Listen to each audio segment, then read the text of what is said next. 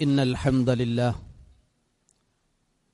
نحمده ونستعينه ونستغفره ونعوذ بالله من شرور أنفسنا ومن سيئات أعمالنا من يهده الله فلا مضل له ومن يضلل فلا هادي له وأشهد أن لا إله إلا الله وحده لا شريك له وأشهد أن محمدا عبده ورسوله يا أيها الذين آمنوا اتقوا الله حق تقاته ولا تموتن إلا وأنتم مسلمون يا أيها الناس اتقوا ربكم الذي خلقكم من نفس واحدة وخلق منها زوجها وبث منهما رجالا كثيرا ونساء واتقوا الله الذي تساءلون به والأرحام إن الله كان عليكم رقيبا يا أيها الذين آمنوا اتقوا الله وقولوا قولا سديدا يصلح لكم أعمالكم ويغفر لكم ذنوبكم ومن يطع الله ورسوله فقد فاز فوزا عظيما أما بعد فإن أصدق الحديث كتاب الله وأحسن الهدي هدي محمد صلى الله عليه وسلم وشر الأمور محدثاتها وكل محدثة بدعة وكل بدعة ضلالة وكل ضلالة في النار اتقوا الله يا عباد الله.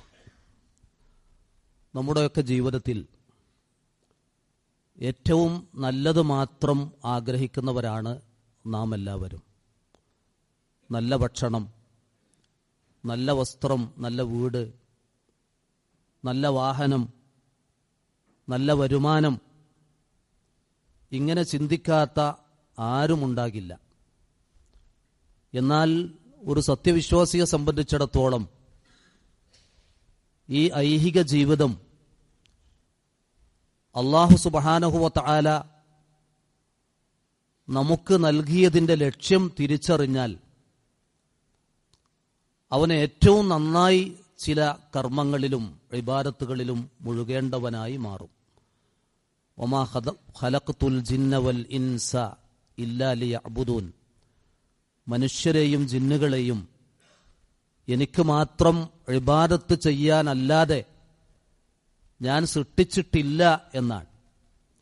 വഅ്ബുദ് റബ്ബക ഹത്താ യഅ്തിയകൽ യഖീൻ, മരണമെന്ന ആ ഉറപ്പ് നിനക്ക് വന്നെത്തും വരെ റബ്ബിനുള്ള ഇബാദത്തുകളിൽ മുഴുകണം എന്നാണ് അള്ളാഹു കൽപ്പിച്ചത്.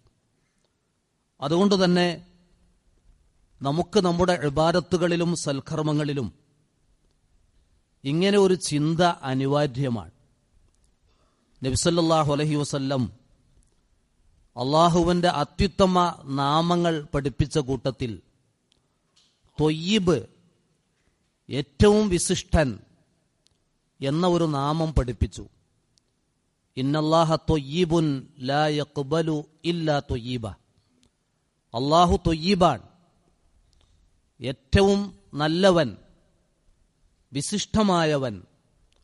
ലാ യഖ്ബലു ഇല്ലാ ത്വയ്യിബ, നല്ലതു മാത്രമേ അവൻ സ്വീകരിക്കുകയുള്ളൂ.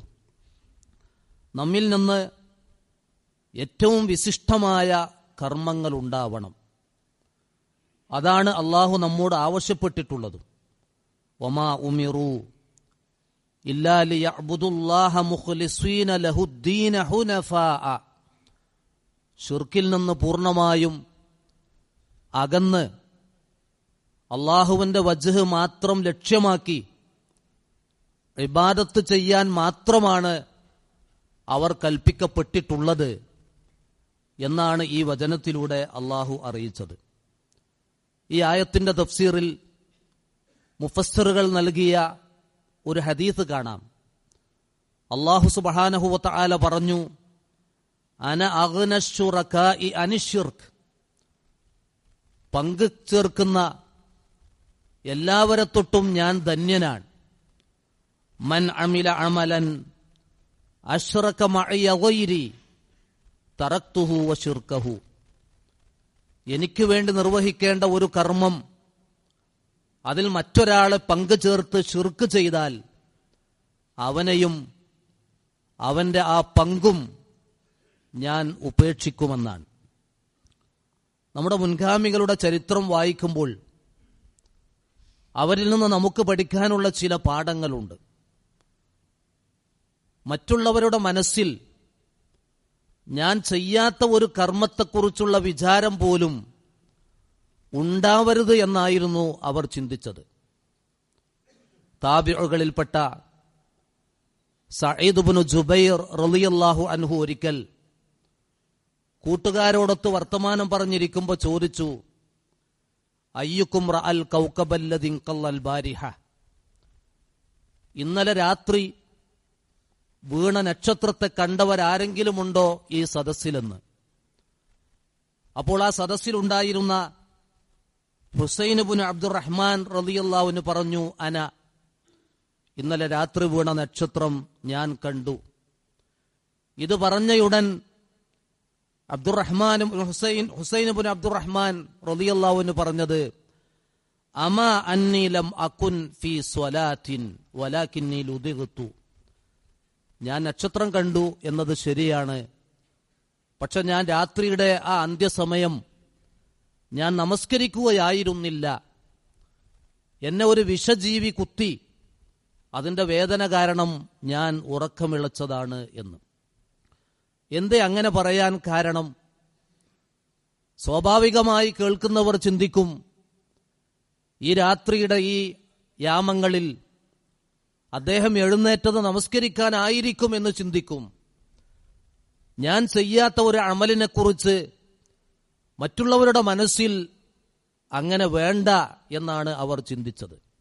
കാരണം അള്ളാഹുവിൻ്റെ അരികിൽ ഒറ്റയ്ക്ക് വിചാരണ ചെയ്യുമ്പോൾ നമുക്ക് രക്ഷക്കായുള്ളത് നമ്മൾ ചെയ്യുന്ന കർമ്മങ്ങളാണ്. അത് മനുഷ്യരെ ബോധ്യപ്പെടുത്തേണ്ട ആവശ്യമില്ല എന്നർത്ഥം. ഇതിനാണ് വജ്ഹുല്ല എന്ന് പറയാം. നമ്മൾ ചെയ്യുന്ന എന്തിലും അള്ളാഹുവിൻ്റെ വജ്ഹ്, അവന്റെ പ്രീതി കാക്ഷിക്കുക. ഇങ്ങനെ നമ്മൾ കർമ്മങ്ങളിൽ മുഴുകിയാലോ നമ്മുടെ ഓരോ അനക്കവും ഇബാദത്തായി മാറും.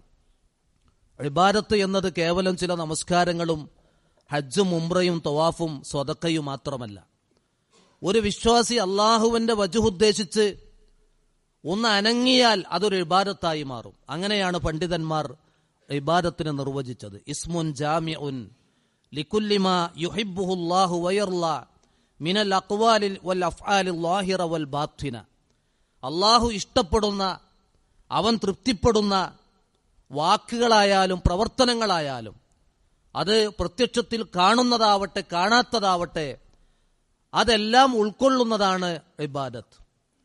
ഇങ്ങനെ നാം നിർവഹിക്കുന്ന ഇബാദത്തുകളിൽ അള്ളാഹു സ്വീകരിക്കുന്ന ഏറ്റവും ശ്രേഷ്ഠമായ ഇബാദത്തുകളും കർമ്മങ്ങളും ഉണ്ടോ എന്നാണ് നമ്മൾ ഓരോരുത്തരും ചിന്തിക്കേണ്ടത്. അതുമായി ബന്ധപ്പെട്ട് മാത്രം ചില കാര്യങ്ങൾ ഈ ഖുതുബയിലൂടെ ഓർമ്മപ്പെടുത്താൻ. ഒന്ന്, അള്ളാഹുവിന്റെ കലാമാണ് വിശുദ്ധ ഖുർആൻ. അള്ളാഹുവിന്റെ കലാം അത് നൽകാൻ ഈ ഉമ്മത്തിനെയാണ് തെരഞ്ഞെടുത്തത്. അതിലൊരു കണ്ണിയാണ് ഞാനും നിങ്ങളും. അസ്ഹാബുൽ ഖുർആൻ, അഹ്ലുൽ ഖുർആൻ, ഖുർആനിന്റെ ആളുകൾ. ഈ ഖുർആനിന്റെ ആളായി മാറാൻ നമുക്ക് കഴിഞ്ഞിട്ടുണ്ടോ ഇന്നേ വരെയുള്ള ജീവിതത്തിൽ? നബി സല്ലല്ലാഹു അലൈഹി വസല്ലം പറഞ്ഞു, ഇന്ന അഫ്ളലക്കും മൻ തഅല്ലമൽ ഖുർആന വഅല്ലമഹു, നിങ്ങളിൽ ഏറ്റവും ശ്രേഷ്ഠൻ വിശുദ്ധ ഖുർആൻ പഠിക്കുകയും അത് പഠിപ്പിക്കുകയും ചെയ്യുന്നവരാണ്. ഒന്നുകിൽ പഠിക്കുക അല്ലെങ്കിൽ പഠിപ്പിക്കുക, രണ്ടും ചെയ്യാൻ കഴിയുമോ? ഏറ്റവും ശ്രേഷ്ഠമായ പ്രവർത്തനം. അങ്ങനെ വിശുദ്ധ ഖുർആനിന്റെ ഒരു പഠിതാവായി മാറാൻ നമ്മൾ എന്തെല്ലാം പഠിക്കുന്നു? കെട്ടിക്കൊടുക്കുള്ള എത്ര ഫോർമുലകളാണ് നമ്മുടെ മക്കൾ മനഃപ്പാടമാക്കുന്നത് ഐഹികമായ ജീവിത ലാഭങ്ങൾക്ക് വേണ്ടി. അത്രയൊന്നും പ്രയാസമില്ല. അള്ളാഹ് ഏറ്റവും ലളിതമായ, പഠിക്കാൻ ശ്രമിക്കുന്ന ഒരാൾക്ക് പെട്ടെന്ന് മനസ്സിലാക്കാൻ, ഗ്രഹിക്കാൻ കഴിയുന്ന ഒരു ഭാഷയിലാണ് വിശുദ്ധ ഖുർആൻ അവതരിച്ചിട്ടുള്ളത്. സൂറത്തുൽ ഖമറിൽ വലഖദ് യസ്സർനൽ ഖുർആന ലിദ്ദിക്ർ ഫഹൽ മിൻ മുദ്ദക്കിർ, ഈ വിശുദ്ധ ഖുർആൻ പഠിക്കുന്നവർക്ക് നാം എളുപ്പമാക്കിയിരിക്കുന്നു. ആരുണ്ട് പഠിക്കാൻ, ആരുണ്ട് ചിന്തിക്കാൻ? 4 പ്രാവശ്യമാണ് ആ ഒരു ചെറിയ അധ്യായത്തിൽ ഈ വചനം അള്ള ഉൾക്കൊള്ളിച്ചത്. 4 തവണ അള്ള ആവർത്തിച്ചു ചോദിക്കുകയാണ്, ഈ എളുപ്പമായ വിശുദ്ധ ഖുർആൻ ആരാണ് നിങ്ങളുടെ കൂട്ടത്തിൽ പഠിച്ചത്? അർ റഹ്മാൻ, റഹ്മാനായ അള്ളാ മനുഷ്യരോട് ചെയ്ത ഏറ്റവും വലിയ റഹ്മത്ത് എന്താ? അല്ലമൽ ഖുർആൻ, ഖുർആൻ പഠിപ്പിച്ചു എന്നതാണ്. നമ്മൾ ചിന്തിക്കേണ്ടത് ഈ ഖുർആൻ എനിക്ക് പഠിഞ്ഞോ എന്നാണ്. ഇതിന്റെ അർത്ഥം എല്ലാവരും ഖുർആൻ ഹാഫിളുകളാകണമെന്നല്ല, അതിന് സാധ്യവുമല്ല. അത് ഹിഫ്ള് ചെയ്യാൻ കഴിയുന്നവർ ഹിഫ്ള് ചെയ്യട്ടെ, ഏറ്റവും നല്ല കാര്യം. പക്ഷെ ഉമ്മത്തിലുള്ള എല്ലാവരും ഖുർആനിന്റെ ഹാഫിളുകളാകുമോ? ഇല്ല. പക്ഷെ ഖുർആൻ ഒരായത്ത് കേട്ടാൽ, ഒരു സൂറത്ത് പാരായണം ചെയ്യുമ്പോൾ ഈ സൂറത്തിൽ ഇന്നതൊക്കെയാണ് ഉള്ളത് എന്ന ആ ഒരു പൊതു അറിവെങ്കിലും എത്തുന്ന ഒരവസ്ഥയിലേക്ക് നമ്മൾ ഓരോരുത്തരും എത്തണം. നബി സല്ലല്ലാഹു അലൈഹി വസല്ലം പറഞ്ഞു, നോക്കൂ നിങ്ങൾ, അബ്ശിറൂ ഫഇന്ന ഹാദൽ ഖുർആന തർഫുഹു ബിയദില്ലാ വതർഫുഹു ബിഐദീകും, നിങ്ങൾ സന്തോഷിക്കുവിൻ, ഈ ഖുർആനിന്റെ ഒരറ്റം അള്ളാഹുവിന്റെ അരികിലാണ്, ഒരറ്റം നിങ്ങളുടെ അടുത്തുമാണ്. ഫതമസ്സകൂ ബിഹി, നിങ്ങൾ അതിനെ മനസ്സിലാക്കി അതനുസരിച്ച് ജീവിച്ച് മുറുകെ പിടിക്കുക. ഫഇന്നകും ലൻ തഹ്ലികൂ വലൻ തളില്ലൂ ബഅദഹു അബദ, അങ്ങനെയാകുന്ന പക്ഷം നിങ്ങൾ നശിക്കൂല ഇഹലോകത്തും പരലോകത്തും, നിങ്ങൾ വഴികേടിലാകൂല എന്ന് റസൂലുള്ള നമുക്ക് വാഗ്ദാനം ചെയ്തതാണ്. ഈ നിലക്ക് ഏറ്റവും ശ്രേഷ്ഠമായ ഒരു അമലാണ് വിശുദ്ധ ഖുർആനുമായുള്ള എന്റെ ബന്ധം. അതിന്റെ പാരായണത്തിൽ ഞാൻ എവിടെ എത്തി നിൽക്കുന്നു, അതിന്റെ പഠനത്തിൽ ഞാൻ എവിടെ എത്തി നിൽക്കുന്നു എന്ന ചിന്ത നമുക്കുണ്ടാവണം. നമ്മളെ കബറടക്കി അടുത്ത ബന്ധുക്കളും സുഹൃത്തുക്കളും വിട പറഞ്ഞു പോന്നാൽ അവിടെ നടക്കുന്ന ഒന്നാമത്തെ ചോദ്യം ഈ ഖുർആനിനെ കുറിച്ചാണ്. ഈ ഖുർആനിനെ കുറിച്ചുള്ള ചോദ്യത്തിൽ ഖറഅത്തുൽ ഖുർആൻ, ഞാൻ ഖുർആൻ പഠിച്ചവനാണ് എന്ന് സത്യവിശ്വാസി മറുപടി പറയുമെന്നാണ്. നമുക്ക് വിലയിരുത്താം, അങ്ങനെ ഒരു മറുപടി പറയാൻ എന്റെ ഖബറിലെ ആദ്യ ജീവിതത്തിൽ പറയാൻ കഴിയുമോ എന്ന് നാം ചിന്തിക്കണം. മറ്റൊന്ന്, നബി സല്ലല്ലാഹു അലൈഹി വസല്ലം പറഞ്ഞു, അഫ്ളലു ദിക്ർ ലാ ഇലാഹ ഇല്ലല്ലാഹ് അഫ്ളലു ദുആ അൽഹംദുലില്ലാ, ഏറ്റവും ശ്രേഷ്ഠമായ ദിക്റാണ് ലാ ഇലാഹ ഇല്ലല്ലാഹ്. ആ ലാ ഇലാഹ ഇല്ലല്ലാഹ് അതിന്റെ ശുറൂത്തുകൾ മനസ്സിലാക്കി, ഫഅലം അന്നഹു ലാ ഇലാഹ ഇല്ലല്ലാഹ്, ലാ ഇലാഹ ഇല്ലല്ലയെ ചൊല്ലണം എന്ന് പഠിപ്പിക്കാതെ അല്ലാഹ് അത് പഠിക്കണമെന്നാണ് പറഞ്ഞത്. അതിന്റെ ഷർത്തുകൾ മനസ്സിലാക്കി പഠിക്കണം. ഇൽമ്, അൽ യഖീൻ, അൽ ഇഖ്ലാസ്, അസ്ദിഖ്, അൽ മഹബ്ബ, അൽ ഇൻഖിയാദ് വൽ ഖബൂൽ, 6 ഷർത്തുകൾ. ഉളുവിന്റെ ഷർത്തുകളെ പോലെ, നമസ്കാരം സ്വീകരിക്കാൻ ഷർത്തുകൾ സ്വീകരിക്കേണ്ട പോലെ, ഹജ്ജിനും ഉംറക്കും ഷർത്തുകളുള്ള പോലെ ലാ ഇലാഹ ഇല്ലല്ലക്കും ഷർത്തുകളുണ്ട്. അതിനെ അറിയണം.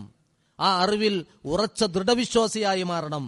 അതിൽ അള്ളാഹുവിന്റെ പ്രീതി മാത്രം കാംക്ഷിക്കണം, അതിനെ സ്നേഹിക്കണം, അതിനെ സത്യസന്ധമായി നിലനിർത്തണം, അതിന് കീഴ്പ്പെടണം.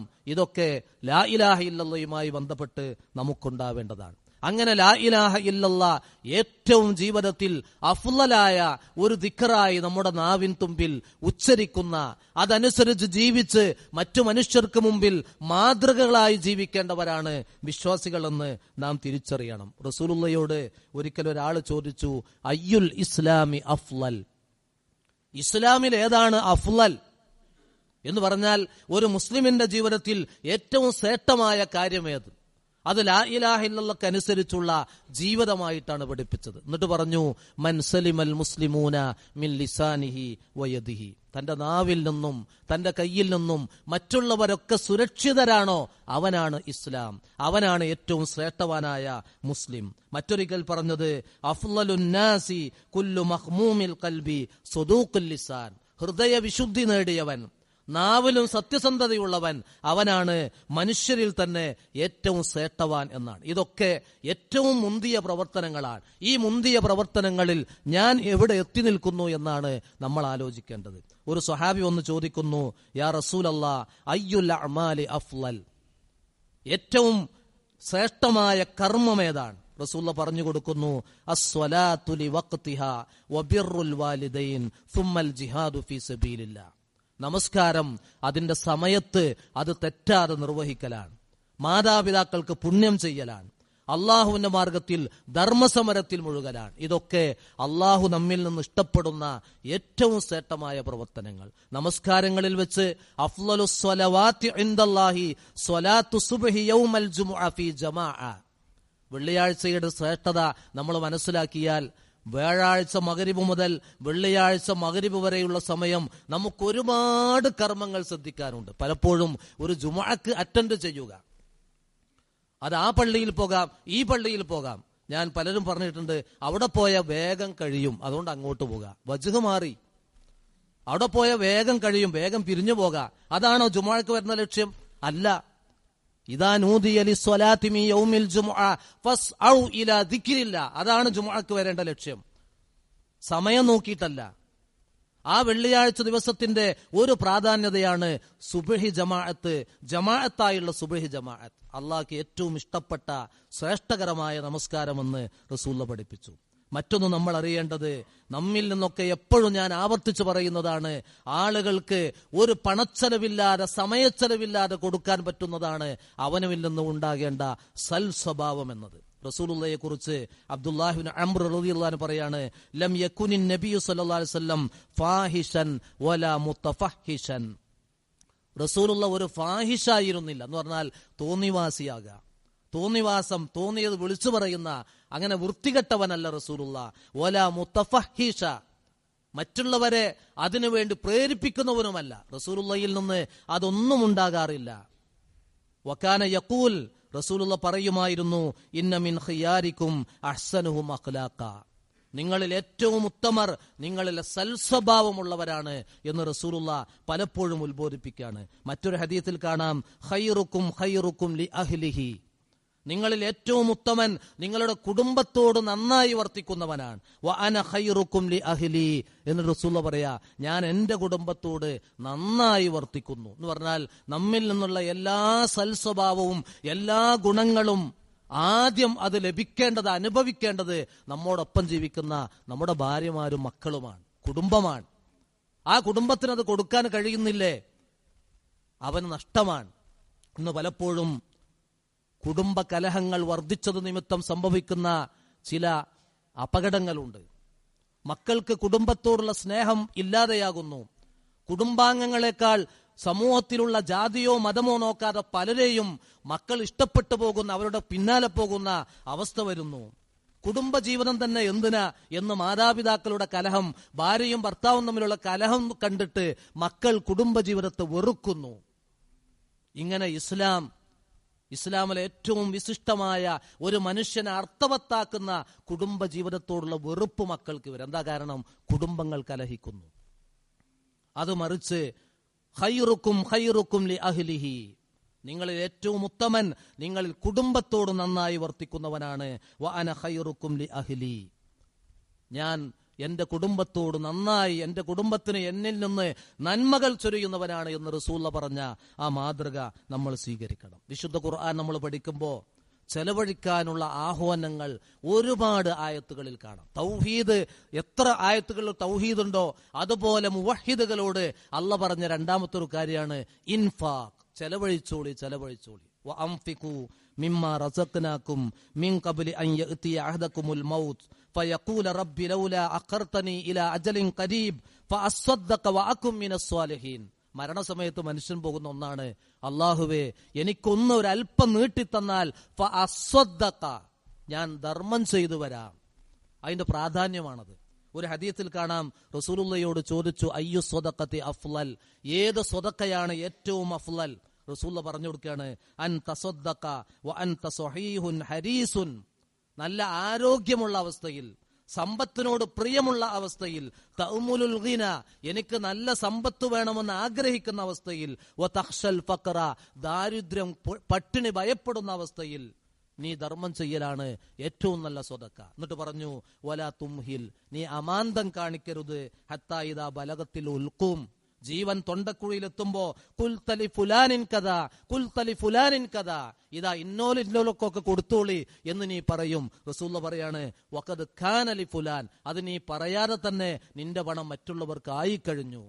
ഈ ഒരു അവസ്ഥ വരുന്നതിന് മുമ്പ് അള്ളാന്റെ മാർഗത്തിൽ കൊടുത്തോളി എന്നാണ് റസൂലുള്ള കൽപ്പിച്ചത്. മരണപ്പെട്ട മാതാവിന് വേണ്ടി ഞാൻ എന്ത് സ്വദഖ ചെയ്യണമെന്ന് അന്വേഷിച്ച സ്വഹാബിയോട് അഫ്ളലു സ്വദഖ സഖിയുൽ മാ, ആ മരണപ്പെട്ട മാതാവിന് വേണ്ടി നീ ചെയ്യുന്ന ധർമ്മങ്ങളിൽ ശ്രേഷ്ഠമാണ് വെള്ളം കൊടുക്കൽ എന്ന് പറഞ്ഞു. ഇതുപോലുള്ള ധർമ്മങ്ങളൊക്കെ മനസ്സിലാക്കി നമ്മൾ സ്വതക്ക കൊടുക്കണം. അഫ്ളലു സ്വദഖത്തി മാ കാന അൻ ലഹരി ഗിന വൽ യദുൽ ഉല്യ ഖൈറും മിൻ യദിസ് സുഫ്ല വബ്ദ ബിമൻ തഊൽ. ഉള്ളപ്പ കൊടുക്കലാണ്, നല്ല ഐശ്വര്യമുള്ള സന്ദർഭത്തിൽ കൊടുക്കലാണ് ഏറ്റവും അഫ്ളലായ സ്വതക്ക. എന്നിട്ട് പറഞ്ഞു, യാചിക്കുന്ന കൈകളെക്കാൾ അങ്ങോട്ട് കൊടുക്കുന്ന കൈകളാണ് അല്ലാഹുത്തമം. വബ്ദ ബിമൻ തഊൽ, നിന്റെ ആശ്രിതരിൽ നിന്ന് തുടങ്ങണം എന്ന് പറഞ്ഞാൽ സ്വതക്കയും സക്കാത്തും ഒക്കെ തുടങ്ങേണ്ടത് കുടുംബത്തുനിന്നാണ്. പലരും മനസ്സിലാക്കിയിട്ടുള്ളത് കുടുംബക്കാർക്ക് സക്കാത്ത് കൊടുക്കാൻ പാടില്ല, മാതാപിതാക്കൾക്ക് സക്കാത്ത് കൊടുക്കാൻ പാടില്ല, അവരെ സക്കാത്ത് കൊണ്ട് പോറ്റേണ്ടതല്ല. ഭാര്യക്കും മക്കൾക്കും സക്കാത്ത് കൊടുക്കാൻ പാടില്ല, അവരങ്ങനെ പോറ്റേണ്ടതല്ല. അള്ളാന്റെ ഭവനങ്ങൾ, മദ്രസ, അതുപോലുള്ള സ്ഥാപനങ്ങൾ, അതിനൊന്നും സക്കാത്ത് പറ്റൂല. ബാക്കി എല്ലാവർക്കും സക്കാത്ത് കൊടുക്കാം. മാതാപിതാക്കൾ ഒഴികെ, ഭാര്യ മക്കളൊഴികെ, പള്ളിയും മദ്രസയും ഒഴികെ മറ്റ് യത്തീംഖാന പോലുള്ള സ്ഥാപനങ്ങളുണ്ടോ അതൊക്കെ ഒഴിവാക്കി വ്യക്തികൾക്ക് അതിൽ ഖുർആനിൽ എണ്ണിപ്പറഞ്ഞ 8 അവകാശികളുണ്ട്, അവർക്കാണ് സക്കാത്ത് കൊടുക്കേണ്ടത്. ബാക്കി സ്വതക്കകളായി അങ്ങനെ പോകണം. ആ അവകാശികൾ കുടുംബത്തിലുണ്ടോ അവരെയാണ് ആദ്യം പരിഗണിക്കേണ്ടത്. ഇങ്ങനെ അള്ളാഹ് തൃപ്തിപ്പെടുന്ന കർമ്മങ്ങൾ നമ്മൾ ഉറപ്പുവരുത്തുക. അങ്ങനെ മരണത്തെ വരിക്കാൻ നമ്മൾ തയ്യാറാകണം. അഖൂലു മാ തസ്മഊൻ വ അസ്തഗ്ഫിറുല്ലാഹ ലീ വലക്കും വസ്തഗ്ഫിറൂഹു ഇന്നഹു ഹുവൽ ഗഫൂറുർ റഹീം.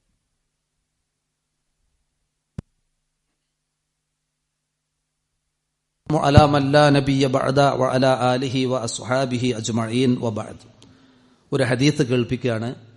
അഫ്ളലു സ്വലാത്തി സ്വലാത്തുൽ മർഇ ഫീ ബൈത്തിഹി ഇല്ലൽ മക്തൂബ. ഒരാളുടെ ഫർള് നമസ്കാരങ്ങൾ ഒഴികെ മറ്റു നമസ്കാരങ്ങളിൽ ഏറ്റവും ശ്രേഷ്ഠം വീടുകളിൽ വെച്ചാണ്. വീടുകളിൽ വെച്ചുള്ള നമസ്കാരം പരമാവധി നമ്മൾ വർദ്ധിപ്പിക്കണം. ഫർളല്ലാത്ത നമസ്കാരങ്ങൾ, ഫർളുകൾ മസ്ജിദുകളിൽ വെച്ചാണ് നിർവഹിക്കേണ്ടത്. അത് പുരുഷന്മാർക്കാണ് നിർബന്ധ ബാധ്യത. സ്ത്രീകൾക്ക്, കുട്ടികൾക്ക്, രോഗികൾക്ക്, യാത്രക്കാർക്കൊന്നും ആ നിർബന്ധ ബാധ്യതയില്ല. എന്നാൽ ഫർളല്ലാത്ത സുന്നത്തു നമസ്കാരങ്ങൾ വീടുകളിൽ വെച്ച് നിർവഹിക്കലാണ് പള്ളികളിൽ വെച്ച് നിർവഹിക്കുന്നതിനേക്കാൾ ഉത്തമം. അപ്പോൾ വീട്ടിൽ നിന്ന് പള്ളിയിലേക്ക് വരുന്ന ഒരാൾ ആ നിസ്കാരത്തിന് മുമ്പത്തെ സുന്നത്ത് വീട്ടിൽ വെച്ച് നിസ്കരിക്കാം. നിസ്കാരം കഴിഞ്ഞ് വീട്ടിലേക്കാണ് പോകുന്നതെങ്കിൽ ആ സുന്നത്ത് വീട്ടിലേക്ക് മാറ്റാം. ഇദാ ഖളാ അഹദുക്കും അസ്സലാ ഫീ മസ്ജിദിഹി ഫൽയജ്അൽ ലി ബൈതിഹി നസീബൻ മിൻ സ്വലാത്തിഹി. നിങ്ങളുടെ പള്ളിയിൽ വെച്ചുള്ള നമസ്കാരം കഴിഞ്ഞാൽ നമസ്കാരത്തിൽ നിന്നൊരു വിഹിതം വീട്ടിലേക്ക് ആക്കുക. ഫഇന്നല്ലാഹ ജാഇലുൻ ഫീ ബൈതിഹി മിൻ സ്വലാത്തിഹി ഖൈറാ. കാരണം അല്ലാഹു അവന്റെ വീട്ടിൽ വെച്ചുള്ള നമസ്കാരം മുഖേന ആ വീട്ടിൽ ഖൈറ് നൽകും. മറ്റു ഹദീത്തുകളിൽ നൂറ്, പ്രകാശം നൽകും, ബറക്കത്ത് നൽകും എന്നൊക്കെ ഹദീത്തുകളുണ്ട്. 3 ഹറമുകളുണ്ട് ഏറ്റവും ശ്രേഷ്ഠമായ. ഒന്ന് മക്കത്തെ മസ്ജിദുൽ ഹറാം, മറ്റൊന്ന് മദീനയിലെ മസ്ജിദുൻ നബവി, മറ്റൊന്ന് ബൈത്തുൽ മുഖദ്ദസ്. ഈ 3 ഭവനങ്ങളുടെ അടുത്ത് സ്ഥിരതാമസക്കാരായ ആളുകൾക്ക് പോലും സുന്നത്ത് നമസ്കാരങ്ങൾ ഏറ്റവും അഫ്ളൽ അവരുടെ വീടുകളിൽ വെച്ചാണ്. ഏറ്റവും ശ്രേഷ്ഠമായ 3 ഭവനങ്ങളാണ് ഈ ഭൂമിക്ക് മുകളിലുള്ളത്. ആ 3 സ്ഥലങ്ങളിലുള്ള സ്ഥിരവാസികളായ ആളുകൾക്ക് സുന്നത്ത് നമസ്കാരങ്ങൾ അഫ്ളൽ എവിടെന്നാന്ന് വെച്ചാൽ അവരുടെ വീടുകളിൽ വെച്ചാണ്. അത്ര പ്രാധാന്യം സുന്നത്ത് നമസ്കാരങ്ങൾക്ക് വീടുകൾക്കുണ്ട്. ഇതിനുള്ളൊരു യുക്തിയും നമ്മൾ മനസ്സിലാക്കണം. പരമാവധി നമ്മുടെ ഇബാദത്തുകൾ മറ്റുള്ളവരെ കാണിക്കേണ്ടതില്ല. ഞാൻ എത്ര നിസ്കരിക്കുന്നു എന്ന് നിങ്ങൾ അറിയണ്ട, ഓരോരുത്തരുടെ നിസ്കാര ഇബാദത്തും മറ്റുള്ളവരറിയണ്ട എന്നതും സുന്നത്ത് നമസ്കാരങ്ങൾ പരമാവധി രഹസ്യമാക്കുന്നതിൽ ഉണ്ട് എന്ന് നമ്മൾ മനസ്സിലാക്കുക. ഇത്തരം കാര്യങ്ങൾ തിരിച്ചറിഞ്ഞ് ഈ വിവരങ്ങൾ മറ്റുള്ളവർക്ക് കൂടി പകർന്നു കൊടുക്കാൻ ശ്രദ്ധിക്കുക. അള്ളാഹു നമ്മെ സഹായിക്കുമാർ. അല്ലാഹുമ്മ ഗ്ഫിർ ലിൽ മുഅ്മിനീന വൽ മുഅ്മിനാത്ത് വൽ മുസ്ലിമീന വൽ മുസ്ലിമാത്ത് അൽ അഹ്യാഇ മിൻഹും വൽ അംവാത്ത്. അല്ലാഹുമ്മ ശ്ഫി മർളാനാ വ മർളൽ മുസ്ലിമീൻ. അല്ലാഹുമ്മ ശ്ഫി മർളാനാ വർഹം മൗതാനാ യാ അർഹമർ റഹീമീൻ. ربنا اغفر لنا ولوالدينا ولا تزد الظالمين إلا تبارا. اللهم لا تزد الظالمين إلا تبارا. اللهم لا تزد الظالمين إلا تبارا. اللهم ربنا تقبل منا دعاءنا وتب علينا إنك أنت التواب الرحيم. اللهم توفنا مسلمين وألحقنا بالصالحين. اللهم صل على محمد وعلى آل محمد والحمد لله رب العالمين.